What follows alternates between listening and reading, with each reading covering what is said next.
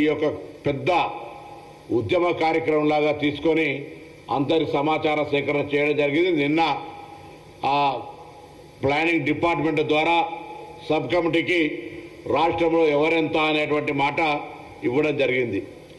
దానికి ఇంకా రేపు క్యాబినెట్లో డీటెయిల్ డిస్కషన్ సబ్ కమిటీ ద్వారా ఇవ్వబడేటువంటి నివేదికను ఆధారికంగా చేసుకొని క్యాబినెట్ లోపల కొన్ని అంశాలు గౌరవ ముఖ్యమంత్రి గారి నాయకత్వంలో భవిష్యత్తు కార్యాచరణకు తీసుకోబడతాయి.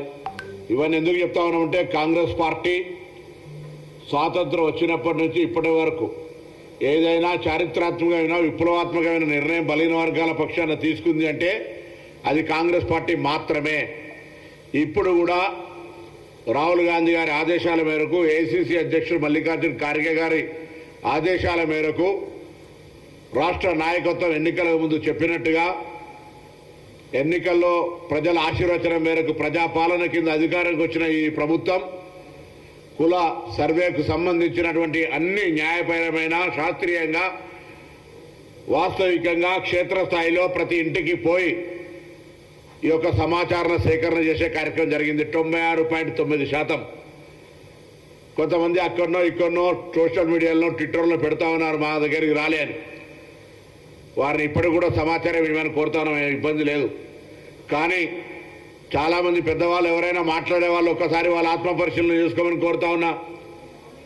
అనేక సందర్భాల్లో బతిమిలాడి అనేక సందర్భాల్లో మీ ఇంటికి వచ్చేటువంటి ఎన్రోలర్కు రెస్పాండ్ కానటువంటి పరిస్థితి నేను ప్రత్యక్షంగా అనేక సందర్భాల్లో చెప్తా.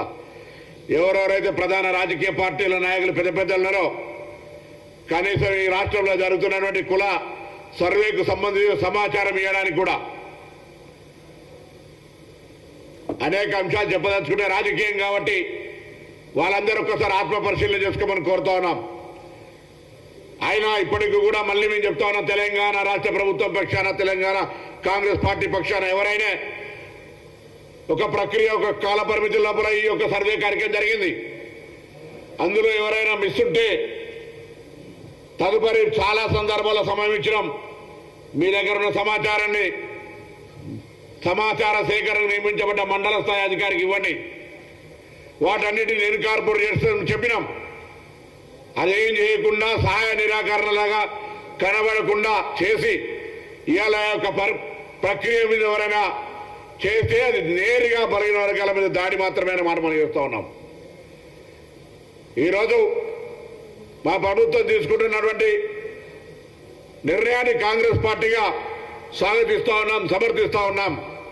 నేను మిగతా రాజకీయ పార్టీల స్టాండ్ కూడా కోరుతా ఉన్నా. తెలంగాణ ప్రభుత్వం పక్షాన జరిగినటువంటి కుల సర్వే ప్రజాస్వామికంగా ఆ వర్గాలకు ఎవరెంతో వారికెంతో న్యాయం జరిగే విధంగా మీ రాజకీయ పార్టీ అభిప్రాయాన్ని చెప్పాలని కోరుతా ఉన్నాం. రేపు సభలో కూడా మీరు ఈ సందర్భంగా నిజంగా మాటలకే పరిమితం కాదు, బలహీన వర్గాల అభ్యున్నతి నిజంగా కావాలని వాస్తవికంగా కోరుకుంటే మీరు మీ యొక్క అభిప్రాయాన్ని బేషరతుగా చెప్పమని కోరుతా ఉన్నాం. ఒక బలహీన వర్గాల నాయకుడిగా మాటలకే పరిమితమై ఎదుటి వారిని విమర్శించడానికి ఉపయోగించుకొని అధికారంలో ఉన్నప్పుడు న్యాయం చేయక రాజకీయ పార్టీగా ఇప్పుడు కూడా మీ దాంట్లో ఉన్నటువంటి వాటికి న్యాయం చేయక మాట్లాడితే ఎవరు చూస్తూ ఊరుకోవడానికి లేరు. బీసీలకు ఇన్ని సంవత్సరాల తర్వాత ఒక మార్గదర్శకత్వం వస్తూ ఉంది.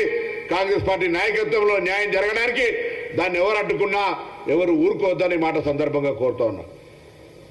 ఈరోజు అందరూ తెలంగాణ వ్యాప్తంగా తెలంగాణ బలహీన వర్గాల మేధావులు, ఉద్యమకారులు, విద్యార్థి నాయకులు అనేక సందర్భాల్లో ఈ యొక్క అంశం మీద ఉద్యమాలు చేసినారు, ఈ అంశాన్ని ప్రశ్నించినారు, ఈ అంశం కోసం దీర్ఘకాలికంగా పోరాటం చేస్తూ ఉన్నారు.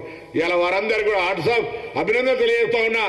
ఈ యొక్క ఉద్దేశాన్ని, ఈ కాసును, ఈ ఆకాంక్షను బతికించి ఇవాళ ఈ ప్రభుత్వాలు ఈ కార్యక్రమం చేపట్టే దిశగా చేపట్టిన మీ పోరాటానికి నేను హృదయపూర్వకంగా అభినందనలు ధన్యవాదాలు తెలియజేస్తా ఉన్నా.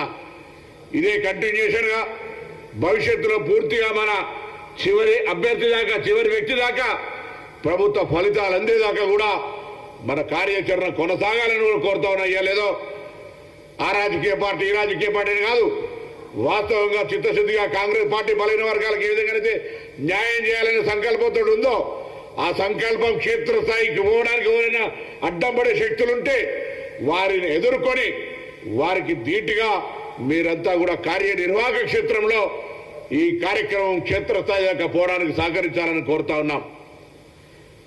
తప్పకుండా ఇలా మేము రాహుల్ గాంధీ గారు ధన్యవాదాలు తెలియజేస్తా ఉన్నాం.